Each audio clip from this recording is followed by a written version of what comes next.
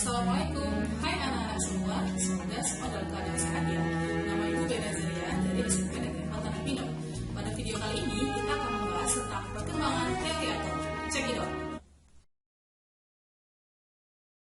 Bahas tentang perkembangan teori atom. Perkembangan teori atom terdiri dari 5 teori. Yang pertama adalah teori atom Dalton, kemudian teori atom Thomson, yang ketiga teori atom Rutherford, yang keempat teori atom Bohr, dan yang kelima teori atom mekanika kuantum. Sekarang kita mulai dulu dari teori yang pertama, yaitu teori atom Dalton. Ini adalah foto dari penemu teori atom Dalton. Dia bernama John Dalton. John Dalton adalah seorang ahli kimia, ahli fisika, dan ahli meteorologi Inggris. Dia terkenal karena memperkenalkan teori atom ke dalam kimia. Dan untuk penelitiannya tentang buta warna, kadang-kadang disebut sebagai Daltonisme untuk menghormatinya. Nah, ini adalah model atom Dalton. Hipotesis Dalton digambarkan dengan model atom sebagai bola pejal seperti tolak peluru. Teori atom Dalton didasarkan pada anggapan bahwa semua benda terbuat dari atom-atom dan tidak dapat dibagi maupun dipecah menjadi bagian yang lain. Atom-atom tidak dapat dicipta maupun dihancurkan. Atom-atom dari unsur-unsur tertentu adalah identik satu terhadap lainnya dalam ukuran, massa, dan sifat-sifat yang lain. Namun, mereka berbeda dari atom-atom dari unsur-unsur yang lain. Perubahan kimia merupakan penyatuan atau pemisahan dari atom-atom yang tidak dapat dibagi, sehingga atom tidak dapat diciptakan ataupun dimusnahkan. Yang kedua adalah teori atom Thomson. Ini adalah foto dari penemu teori atom Thomson yang bernama Joseph John Thomson. Joseph John Thomson lahir di Streatham Hill, pinggiran kota Manchester pada tanggal 18 Desember 1856. Ia adalah seorang ilmuwan yang diangkat menjadi profesor fisika eksperimental sejak tahun 1884. Penelitiannya membuahkan penemuan yaitu elektron. Ini adalah model atom Thomson. Pada awal abad ke-20, J.J. Thomson menggambarkan atom seperti bola roti dengan taburan kismis. Bola itu padat dan bermuatan positif. Di permukaannya tersebar elektron yang bermuatan negatif. Thomson membuktikan adanya partikel lain yang bermuatan negatif dalam atom. Ia mematahkan anggapan Democritus dan Dalton bahwa atom adalah partikel terkecil. Sayangnya, model atom Thomson tidak dapat menjelaskan susunan muatan positif dan negatif di dalam atom.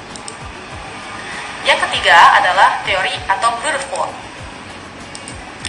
Ini adalah foto ataupun gambar dari penemu teori atom Rutherford, yaitu bernama Ernest Rutherford. Ernest Rutherford adalah seorang fisikawan yang bekerja sama meneliti atom dengan J.J. Thomson di Universitas Cambridge. Rutherford berhasil menangkap adanya nukleus di dalam atom. Ini adalah model dari atom Rutherford. Rutherford membuat model atom seperti tata surya. Atom adalah bola berongga yang tersusun dari inti atom dan elektron yang mengelilinginya. Inti atom bermuatan positif. Selain itu, massa atom terpusat pada inti atom. Model ini persis seperti bagaimana planet mengelilingi matahari.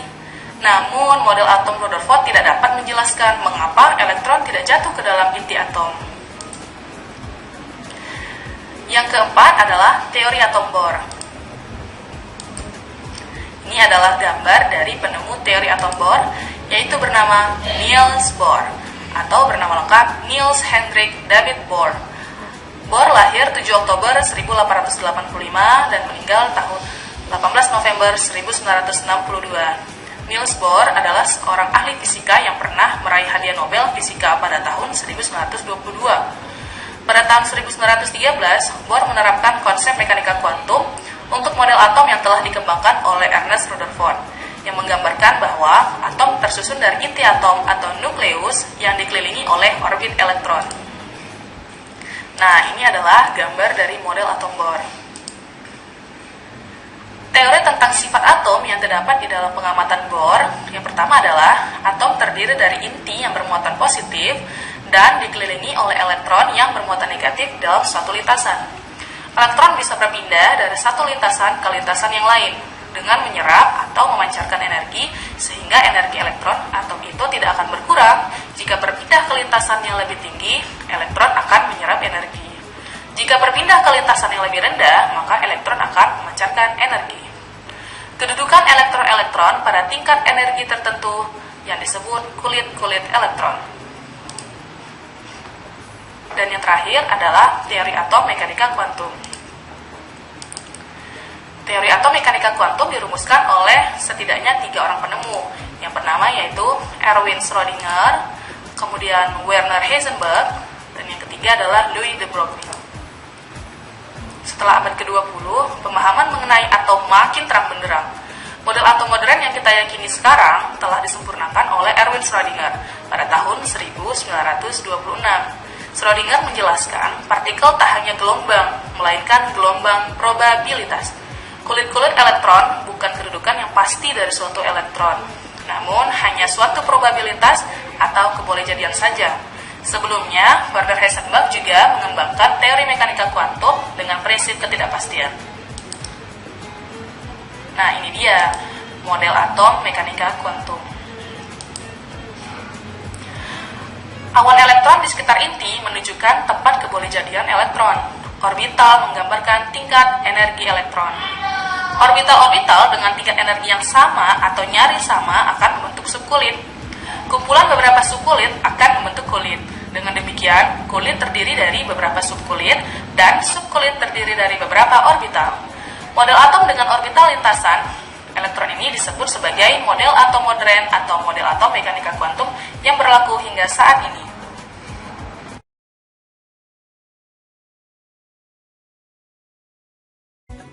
Terima kasih ya sudah menonton video ini.